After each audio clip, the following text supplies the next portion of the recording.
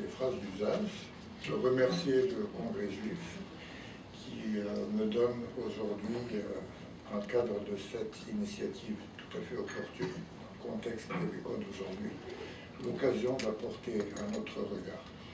Mais je vous avoue que j'étais un peu titillé par le titre de l'intervention, le regard de l'autre. Je dois vous dire que quand je suis au Congrès juif, je ne suis pas l'autre. Je ne suis pas l'autre, vous allez comprendre pourquoi au fur et à mesure que j'expose. Alors j'imagine que nous sommes tous les autres de quelqu'un quelque part.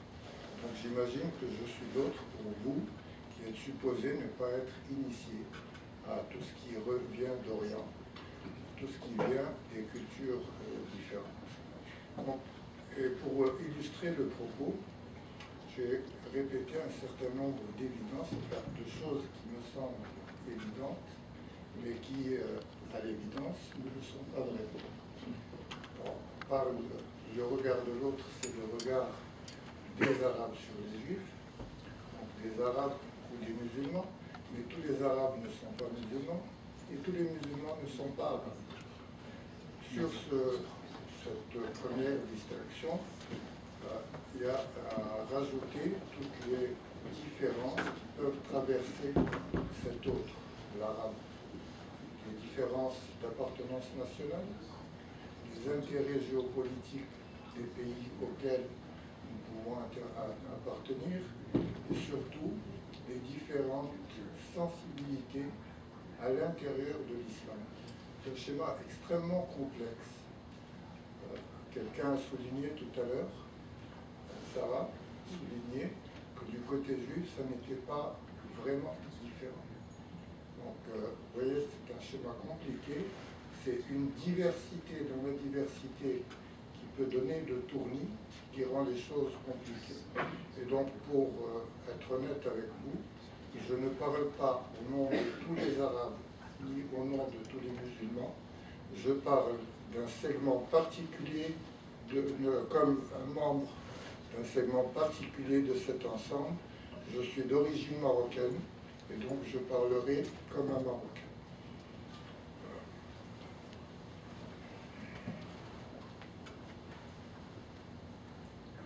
Pourquoi je précise que je suis d'origine marocaine?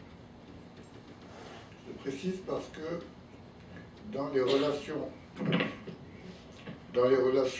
judéo-musulmanes, le Maroc passe pour une exception. Et c'est vrai, selon le mythe, nous avons entre musulmans, enfin, entre Marocains et Juifs marocains, 5000 ans d'histoire commune. Selon l'histoire, il y a 2000 ans attestés et étudiés. Ça fait beaucoup, et pendant toute cette durée, on a vécu en bonne intelligence. Il y a eu bien sûr quelques épisodes délicats, douloureusement ressentis par la partie juive de la population marocaine, mais c'est seulement quand on les extrait du contexte historique qui paraissent douloureux. Parce que très longtemps, le Maroc a été un pays féodal, et donc les populations subissaient des exactions. Aussi bien ceux qui étaient animistes puis musulmans que ceux qui étaient juifs.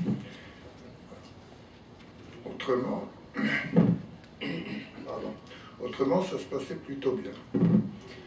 Tout au long du 19e et du 20e siècle, les sultans de l'époque mandaient souvent des juifs comme ambassadeurs auprès des puissances européennes. Ces simules de la diplomatie étaient essentiellement juives. À partir de l'indépendance, ça a continué, puisque dès le premier gouvernement du Maroc indépendant, il y avait un ministre juif. Ensuite, il y en a eu d'autres, jusqu'à aujourd'hui, où il y a beaucoup de hauts commis de l'État qui sont de confession juive, dont un conseiller du roi, donc au sommet de l'État, un ambassadeur encore, et il y a eu plusieurs autres ministres dans les affaires, dans l'administration.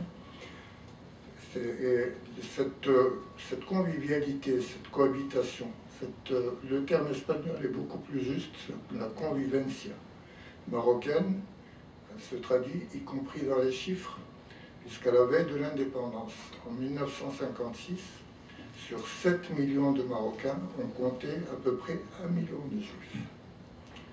16% de la population d'un pays arabe, musulman, etc., était de confession juive.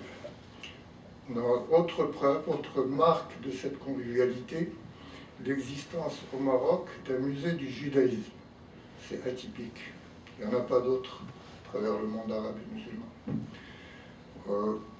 Autre marque encore, c'est que très régulièrement, le chef de l'État reçoit des personnalités juives. Le dernier en date, qui a été accueilli avec tous les honneurs dus à son rang, c'est le grand rabbin d'Israël, Rav Shlomo Amar. Quand chaque année, comme dans tous les pays, on décore un certain nombre de personnalités, et régulièrement, parmi les personnalités décorées, il y en a qui sont de confession juive, qui peuvent être d'origine marocaine, marocain ou non. Et l'exemple que je citerai, c'est qu'au cours des 2 dernières années, les 2 personnalités décorées qui ont été les plus marquantes sont 2 rabbins, le grand rabbin d'Israël et le grand rabbin de Paris et le grand rabbin du Maroc. Donc, il n'y a pas que des religieux, il y a aussi des hommes politiques. Autre décoration remarquable, celle de M. Yehuda Lankri, qui était ambassadeur d'Israël à Paris puis à l'ONU. Donc, vous voyez, l'État n'est pas le seul à développer cette convivialité. La société civile aussi. Il y a une multiplication de rencontres, de débats et de colloques au cours desquels des Marocains musulmans s'interrogent sur le devenir de la dimension juive du Maroc et sur sa persistance. Le dernier en date de ces colloques a eu lieu ici même. Dans une semaine, ça fera 1 an. Et donc, il y a une répétition qui s'en vient. Et ce n'est pas des efforts isolés ou séparés. L'État et la société civile travaillent ensemble sur cette question. La meilleure preuve en est la contribution du Maroc au projet Aladdin, qui est un projet destiné à faire connaître au Maroc, enfin dans le pays arabe et musulman, la question de l'Holocauste au titre d'un devoir de mémoire que nous n'oublierons pas de respecter. Je suis le fruit de cette culture comme Marocain. Je suis le fruit de cette histoire. Alors je vous pose la question, est-ce que le cliché qui veut que tous les Arabes et les musulmans soient l'ennemi du juif, est-ce que, quand on est le fruit de cette culture, est-ce que ce cliché a quelque validité que ce soit? Certainement pas. Bien sûr, certains d'entre vous sont en train de penser au conflit du Moyen-Orient, dans lequel, hélas, il y a trop de victimes, chaque victime de part ou d'autre étant une victime de trop. Mais si on enlève l'instrumentalisation de cette question par un certain nombre de pouvoirs en place dans différents pays, qu'est-ce qui reste? Il reste qu'il y a sur le terrain 2 légitimités qui s'affrontent, 2 identités qui s'affrontent, qui ont également droit à un État et à la sécurité. Donc, voilà, je crois que le jour où on se débarrassera de l'instrumentalisation politique et des passions, le problème réduit à cette dimension sera un peu plus facile à résoudre, même si ces 2 légitimités évoluent dans un territoire exigu, avec des ressources très limitées. Et tout ça, tout ce qui relève du matériel est aisément soluble. Excusez-moi,